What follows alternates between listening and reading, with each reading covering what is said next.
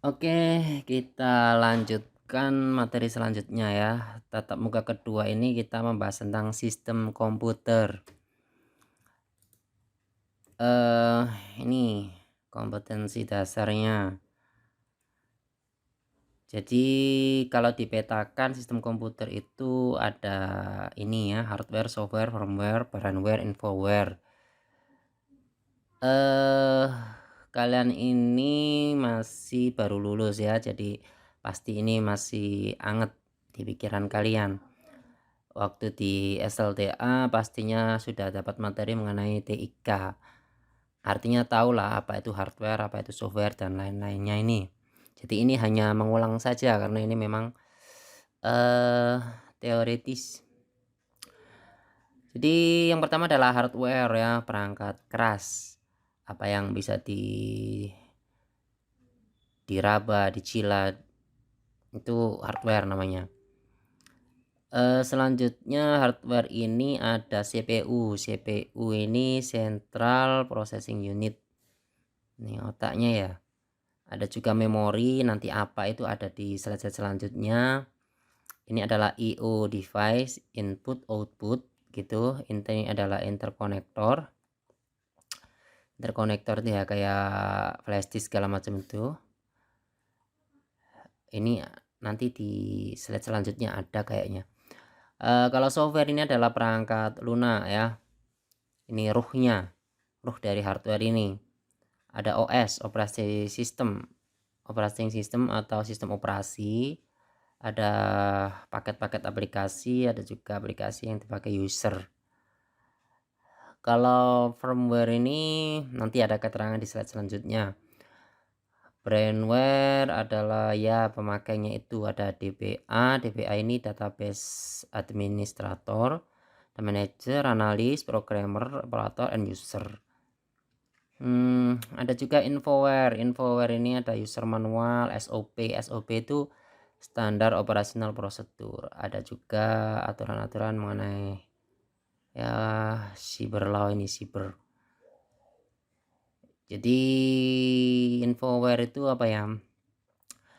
Kayak Tuhan bikin manusia begitu kan. Infoware-nya apa? Ya Al-Qur'an kayak gitu ya. Petunjuk biar menjadi manusia yang baik itu seperti apa, yang nggak baik itu bagaimana. Kalau kalian bikin mobil ya ada manual guide-nya gitu kan, biar ini awet bagaimana, pergantian olinya setiap berapa bulan atau berapa jauh jaraknya yang ditempuh dan seterusnya. Itu infoware. Oke lanjut. Jadi ini ya, nah ini ada ini firmware, instruksi disimpan permanen dalam ROM. ROM itu apa? ROM itu read only memory, artinya read only, nggak bisa dihapus ya, yang ada di memori waktu ya di BIOS segala macam itu ya. Oke lanjut. Berfungsi sebagai penghubung antara komputer dengan lingkungan di luarnya, itu I/O device. Jadi membolehkan komputer mendapatkan informasi dari luar dan menaruh hasil kerjanya di komputer. Ini contohnya input device, ada keyboard. Jadi kita tekan keyboard, TBA misalnya, nanti akan tertulis TBA, tersimpan di memorinya TBA. Ada touchscreen juga di HP-HP kita. Kita mau terlihat gambar fisik, juga di digital. Kita klik pakai mouse, itu input device ya. Ada scanner, ini memindahkan barang fisik menjadi digital gitu kan. Ada juga output device. Nah ini memberikan keluaran, misalnya monitor. Apa yang kita ketik di keyboard akan keluar ke monitor. Ada speaker, suara yang kita sampaikan keluar lewat speaker. Ini inputnya apa ya, mic gitu ya, mikrofon. Ada printer, proyektor, fotokopi, bla bla bla ya, itu contoh dari keluaran. Komponen yang ada dalam sistem ya ini CPU, ini otak komputer nih. Ini Ini kalau PC desktop ya yang kayak gini nih. Ada banyak hal, ini ada prosesor, ada memori atau RAM. RAM itu random access memory. Ini loh yang warna hijau ini memori. Ini prosesornya ya. Ada power supply. Power supply itu yang ini, yang warna coklat yang ada banyak kabelnya, itu yang bagian menyuplai listriknya ini ya. Terus yang kotak ini di mana ya? Nah, di sini ini namanya motherboard ya. Papan induk. Jadi semua colok-colokin sini-sini, memorinya di sini ada 3 slot ini misalnya. Dan seterusnya. Untuk merakit komputer itu ini kelihatannya saja susah ya, kelihatannya saja rumit. Kalian sebagai generasi sekarang kalau tidak bisa bahasa Inggris misalnya, tidak bisa IT atau komputer misalnya, itu bisa dibilang buta huruf. Kalau zaman dulu kan tidak bisa membaca, baca tulis itu kan buta huruf. Kalau sekarang itu tidak mengenal teknologi, komputer, internet, dan bahasa Inggris misalnya, itu sama aja dengan buta huruf. Nah, kalian buta huruf atau enggak gitu kan.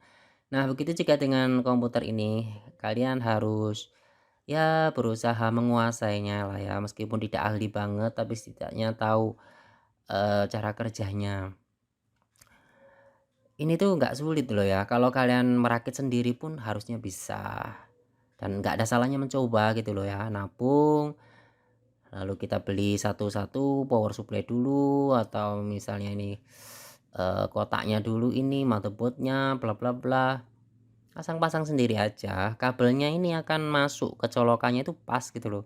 Kalau emang nggak muat ya nggak akan masuk. Misalnya USB ya colokannya ya seperti itu. Kalau VGA misalnya ya seperti itu colokannya. Kalau kabel VGA kalian colokin di USB ya nggak masuk kayak gitu. Interkonektornya itu loh. Jadi ya kapan-kapan kalau kalian punya uang nganggur gitu kan ya, coba aja ngerakit sendiri. Kalau memang kita ragu ya sudah, kita ke rumah teman yang punya PC desktop seperti ini, lalu kita lihat dalemannya. Nah, kita sambung-sambungin, niru itu, begitu. Kalau misalnya tiba-tiba meleduk ya nggak apa-apa, itu kan biaya pembelajaran gitu aja. Pasti ada informasi yang berharga di sana, ambil pengalaman, jangan terus bleduk-bleduk terus gitulah ya. Misalnya ada apa ya, baut jatuh di motherboard gitu kan, terus kita nyalain bla bla ya konslet semualah. Itu kan besi menyambungkan satu dengan yang lain. Itu kan bisa diambil pelajarannya begitu loh. Nah, komputer kayak gini tuh, jadi kalau kalian beli komputer segala macam itu kalian perhatikan kebutuhan kalian. Kalau kalian misalnya sering di rumah, ya sudah beli PC desktop yang seperti ini nih, besar ini kan, jadi sirkulasi udaranya juga bagus, ini awet gitu loh. Kalau rusak itu ya pasti ya perbagian-perbagian aja. Artinya kalau power supply-nya rusak ya sudah kita cabut, kita beli power supply-nya aja. Jangan sedikit-sedikit ke tukang servis misalnya. Seringkali halnya misalnya memorinya kurang, ya memori itu yang ini yang hijau ini, kurang nancep, begitu misalnya. Jadi pede aja. Jadi kalau kalian beli sesuatu yang kayak gini nih, sesuaikan dengan kebutuhan kalian, mobilitas kalian. Kalau kalian memang sering pergi dan kerjanya misalnya pakai desain grafis, foto segala, pakai Photoshop itu segala macam, atau ngedit video yang besar misalnya, ya sudah beli laptop misalnya. Kalau kalian hanya suka surfing-surfing aja di internet begitu kan ya, ya kalian beli netbook aja, netbook yang kecil ringan itu. Tapi jangan pakai netbook untuk hal-hal yang kerja keras begitu, kasihan. Artinya ada porsinya masing-masing, ini buat itu, ini buat itu. Misalnya kalian beli tablet itu untuk membaca buku, reading device begitu kan, itu bagus gitu. Artinya sesuaikan dengan kebutuhan kalian. Jangan hanya karena gaya terus beli yang mahal padahal kalian nggak begitu butuh itu gitu loh. Kalau kalian butuh sesuatu juga misalnya laptop atau apa, kalian beli aja yang second juga nggak apa-apa gitu loh. Second di online tuh banyak bagus, misalnya di Bukalapak misalnya, di sana tuh banyak penjual-penjual yang dekat dengan sumber. Misalnya dia punya channel di Singapura gitu ya, orang-orang Singapura rata-rata memakai laptop yang baik gitu kan, second tuh second bagus gitu loh. Misalnya kayak EliteBook, laptop EliteBook versi menengah ke atasnya HP misalnya. Kalian bisa beli itu second aja, misalnya harganya 3 juta, 4 juta, padahal kalau beli asli itu 15 juta, 20 juta gitu kan. Kalau saya lebih suka seperti itu bahannya dari magnesium lah, pokoknya kuat, kokoh, bagus gitu loh ya. Kalau harus saya beli lagi, tapi awet kok biasanya, pengalaman saya seperti itu. Daripada beli laptop yang baru 6 juta 7 juta cuma dapat i3 misalnya, wah sangat disayangkan. Malah ngelantur di sini ya, lanjut. Oke, apa ini? Ini adalah bagaimana komputer merepresentasikan data. Jadi kalau di listrik ya, kalian kenal dengan on off seperti ini ya. Maka di dalam komputer itu adalah binary digit begini, 1 dengan 0, hanya dikenal angka 1 dan 0. Jadi seperti ini misalnya. Huruf A ya. Huruf A itu sebenarnya adalah 0111000001. Nah, ini A gitu loh. Artinya ketika sama ngetik A di keyboard itu, maka yang lari di listrik itu adalah ini 01110001, sehingga diproses di CPU ditampilkan di monitor bentuknya A. Begitu juga dengan 3 sama dengan 118 sama dengan 100, 1000, simbol dolar sama dengan 00100100 bla bla bla. Kata H itu adalah rangkaian ini 0100 bla bla bla dan seterusnya ini. Jadi di komputer tuh seperti itu ya.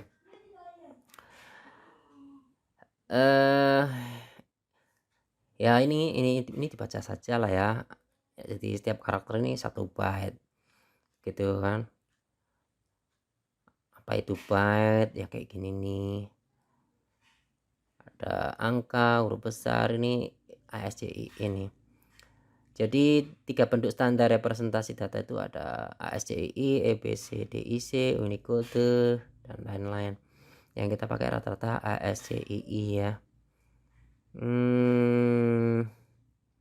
Nih ASCII ini. Jadi kalau kalian zaman dulu sih, sekarang nggak begitu merasakan ya. Zaman dulu waktu HP masih manual kayak gitu tuh, 1 SMS-nya tuh 160 karakter. Nah, kalau kalian pakai huruf ASCII seperti ini. Kenapa? Karena ukuran byte-nya itu cuman sedikit gitu loh. Tapi kalau kalian memakai Unicode misalnya bahasa angka Arab segala macam, atau bahasa Cina segala macam, bahasa aneh-aneh gitu kan, itu pakai Unicode. Jadi karena per karakternya itu 16 bit gitu kan, jadi 1 kali SMS hanya terisi 70 karakter seperti itu. Jadi kayak gini ya representasi datanya tuh. Jadi kalau kita misalnya mengetik huruf T, maka sinyal elektronik yang merepresentasikan huruf T dikirim ke sistem unit itu. Sistem unit mengirim huruf kode biner ASCII dari T, dari 01010100 ini nih yang dikirim ke memori atau random access memory, ini diproses, kemudian membentuk gambar T di monitor. Jadi cara kerjanya itu seperti itu. Memori ini apa nih? Memori ini ada 2, ada primary memory, ada secondary memory. Yang primary memory ini yang biasa disebut RAM, random access memory. Nanti jelaskan lebih lanjut ya. Kalau secondary memory ini disebut juga dengan storage, artinya yang harddisk yang kita pakai itu namanya secondary memory, untuk menyimpan data itu loh ya. Cara menghitung memori ya, ini biasanya kalian kan beli harddisk yang 1 tera. 1 tera itu ini aja, 1 tera itu berapa giga sih 1 tera itu, begitu kan. Ini kan kesini kan 1000 ya, sebenarnya sih 1024 ini ya, tapi kita bulatkan saja 1000. Jadi 1 megabyte itu 1000 kilobyte, 1 gigabyte 1000 megabyte, 1.000.000 kilobyte ya gitu ya, naik 1000. Jadi 1 tera itu berapa giga ya, 1000 giga kayak gitu ya. Ini adalah urut-urutannya. Jadi biasanya kalian beli harddisk segala macam itu ya, biasanya yang kalian tanyakan adalah berapa tera, berapa giga, seperti itu. Nah, ini yang penjelasan lebih dalam mengenai RAM. RAM itu yang warna mana ya? Warna hijau ini ya, memori ini. Ini biasanya lifetime ini garansinya ini. Kecuali patah segala macam itu. Ini awet biasanya. Kalau rusak itu biasanya karena kotor saja.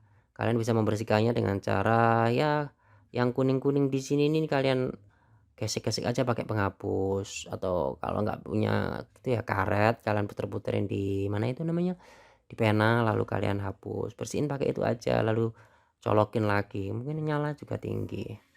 Itu kalau yang rusak adalah memorinya. Jadi memori itu dapat dibaca dan ditulis oleh prosesor, disebut juga main memory. Jadi kalau RAM-nya itu gede, jadi gini loh, kalau kita ngetik sesuatu di Microsoft Word misalnya ya, belum kita simpen, itu nulisnya itu ada di memori. Kita buka sesuatu dan sebagainya itu nulisnya di memori, semuanya itu di memori semua. Jadi kalau RAM-nya besar ya, kita bisa multitasking gitu loh, kita bisa buka banyak hal sekaligus dalam satu waktu. Nah, karena ini bersifat volatil gitu ya, data itu akan hilang kalau misalnya tiba-tiba lampu mati segala macam kayak gitu. Kecuali kalau di Microsoft Word kita sudah nulis, terus kita save as atau kita save, kita simpan, maka itu sudah masuk ke hard disk, ke secondary memory. Seperti itu. Oh, ini memori tampakannya lebih jelas ya. Nah, kuning-kuning ini kita gesek-gesekin begini. Ini ada macam-macam, ada memori ini ada persatuannya, ada setengah giga, ada 1 giga, ada 2 giga, ada 4 giga, ada 8 giga, ada 16 giga, ada 32 giga, bla bla bla. Tergantung kemampuan, sekarang ini makin canggih. Apa itu RAID memory ROM? Oh, ini tadi firmware itu ya. Firmware itu data dan instruksi tersimpan secara permanen pada perangkat keras. Jadi tidak bisa diubah atau dimodifikasi. Oke, cukup itu untuk materi kedua. Semoga bermanfaat.